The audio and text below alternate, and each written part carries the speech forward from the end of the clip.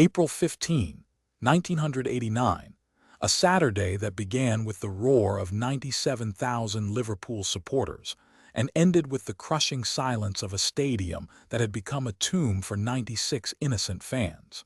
The Hillsborough disaster would echo through the corridors of British law for the next 27 years, culminating in a landmark trial that finally held the police accountable for gross negligence manslaughter. The story begins on that fateful day at Sheffield's Hillsborough Stadium, where the semi-final of the FA Cup pitted Liverpool against Nottingham Forest.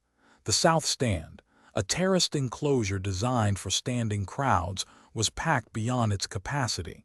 Police Chief Superintendent David Duckenfield, tasked with crowd control, ordered the opening of an exit gate meant for staff, funneling a torrent of fans into already overloaded pens.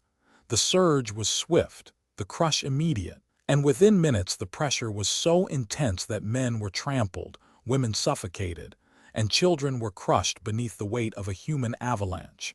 In the aftermath, 96 lives were lost, 766 people injured, and a city's grief turned into a battle for truth. The initial police narrative blamed the fans for drunkenness, drunken disorder, and a lack of discipline. Official reports, notably the 1989 Taylor inquiry, concluded that the tragedy was a mistake caused primarily by fan behavior, while the role of police mismanagement was downplayed.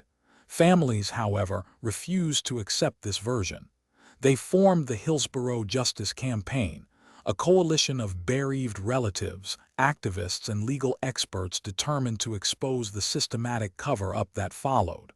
For decades, evidence was buried, documents were withheld, and witnesses were silenced. The 1990s saw the release of the Hillsborough Independent Panel Report, which uncovered a trove of hidden police files, revealing that officials had altered statements, suppressed CCTV footage, and engaged in a coordinated effort to shift blame onto Liverpool supporters.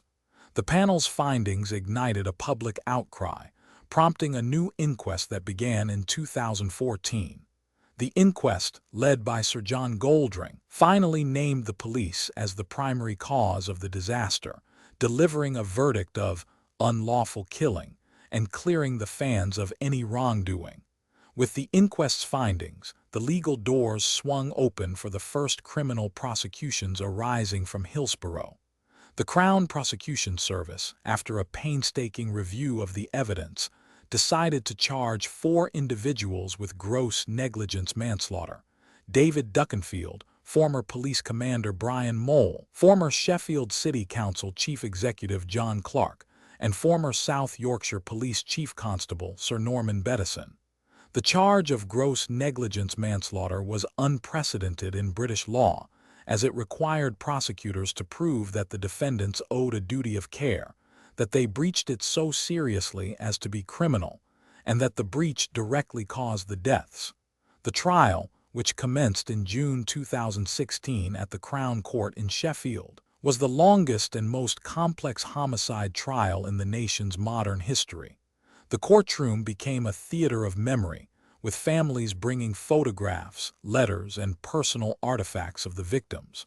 Prosecutor Paul Gubbins outlined a chilling chronology: the decision to open Gate C, the failure to monitor the crowd's density, the omission of emergency services for over an hour, and the active suppression of accurate information. He argued that these actions constituted a gross breach of duty that could only be described as criminal negligence.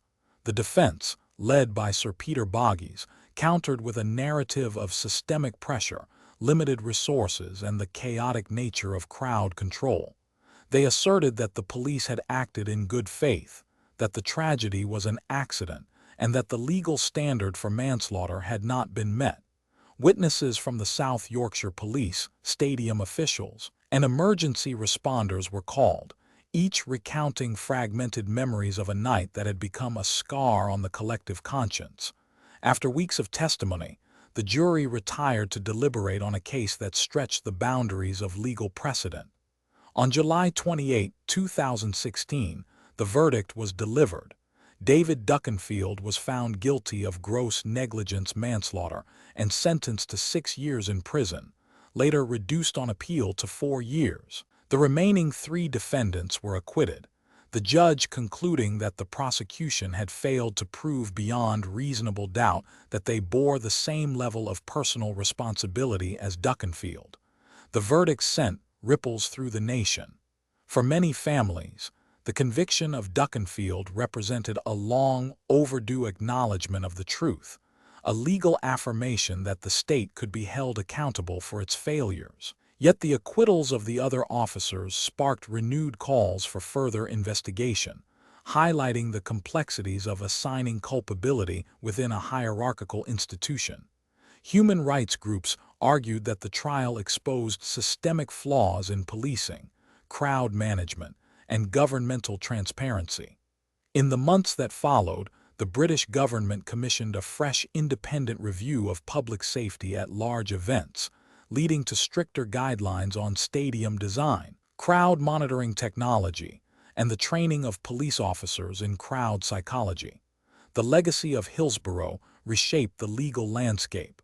Prosecutors now have a clearer pathway to pursue gross negligence manslaughter, where institutional failure leads to mass casualties. The story of the Hillsborough disaster is not merely a chronicle of a tragic day in 1989. It is a testament to the perseverance of a community that refused to be silenced, a legal system that eventually confronted its own shortcomings, and a nation that learned, albeit painfully, the cost of complacency. Subscribe to The Verdict for more stories like this.